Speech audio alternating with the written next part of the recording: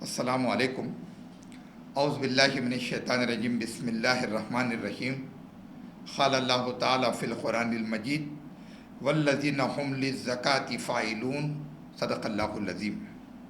عزیز ساتھیو، زکوٰۃ سے اپنے مال کو پاک کیجیے، اس عنوان پر آپ حضرات سے گفتگو کا موقع ملا، اور اسی مناسبت سے میں نے کلام پاک سے ایک آیت آپ کے سامنے رکھا جس کا ترجمہ ہے کہ مومن وہ ہے جو زکوٰۃ کے طریقے پر عامل ہوتا ہے۔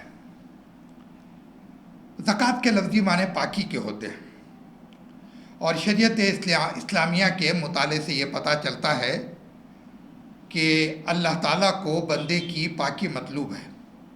پاکی چاہے جسم کی ہو، لباس کی ہو یا عقیدے کی ہو۔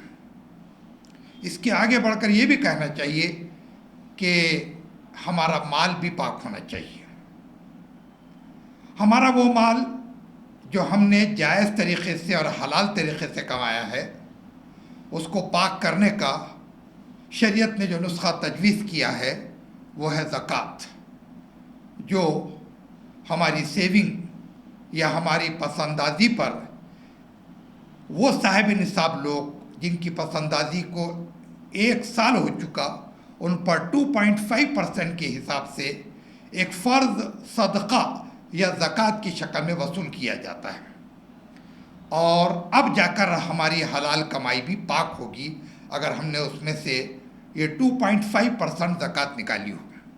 مجھے مفکر اسلام مولانا حضرت مودودی علیہ الرحمہ کا وہ جملہ یاد آتا ہے کہ اسلام ہماری معیشت کو بھی باکردار بنانا چاہتا ہے، اور اس کے لیے زکوٰۃ کو فرض قرار دیتا ہے اور سود کو حرام قرار دیتا ہے۔ پتہ یہ چلا کہ زکوٰۃ ایک اتنا اہم ترین عمل ہے کہ جس سے ہمارا مال پاک ہوتا ہے۔ چنانچہ قرآن میں کہا گیا، قد افلح من تزکیٰ، یقیناً اس شخص نے فلاح پائی جس نے پاکی اختیار کی۔ ظاہر بات ہے کہ ہر قسم کی پاکی کے ساتھ ساتھ وہ شخص فلاح پا گیا جس نے اپنے مال میں سے زکوٰۃ نکالا۔ زکوٰۃ اس کا باضابطہ کیلکولیشن ہونا چاہیے اور ایکوریٹ زکوٰۃ نکالنا چاہیے۔ زکوٰۃ کے تعلق سے کبھی کبھی یہ غفلت ہو جاتی ہے کہ لوگ زکوٰۃ تو نکالتے ہیں لیکن علی الحساب زکوٰۃ نکالتے ہیں۔ یہ مناسب بات نہیں۔ آپ اس بات کا اندازہ اس بات سے لگائیے کہ زکوٰۃ کتنا بلند عمل ہے کہ قرآن مجید میں زکوٰۃ کے تعلق سے تاکیدی حکم ہم کو 82 ٹائمز یا 82 جگہ ملتا ہے۔ اب یہ اندازہ لگانے کے لیے کافی ہے کہ اللہ کے نزدیک زکوٰۃ کتنا بلند اور کتنا اہم ترین عمل ہے۔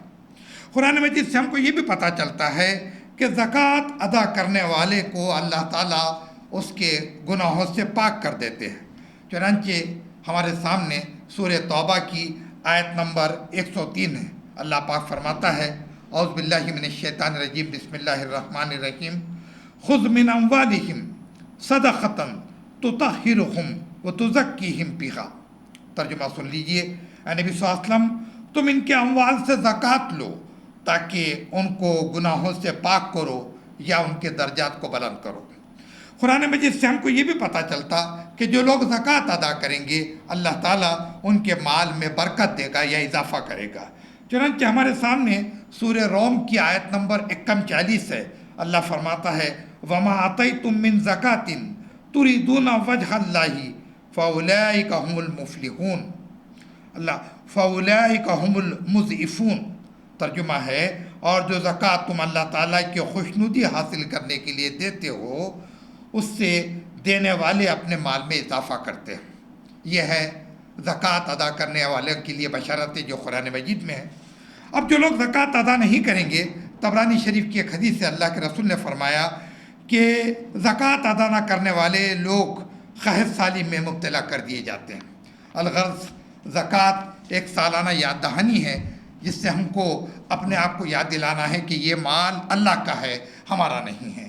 اللہ تعالیٰ سے دعا ہے کہ اللہ تعالیٰ ہم میں سے ہر صاحب نصاب کو زکوٰۃ پورے حساب اور نصاب کے مطابق دینے کی توفیق عطا فرمائے، اور زکوٰۃ کو بیت المال میں جمع کر کے نبی کریم صلی اللہ علیہ وسلم کی ایک اور سنت کو زندہ کرنے کی توفیق عطا فرمائے۔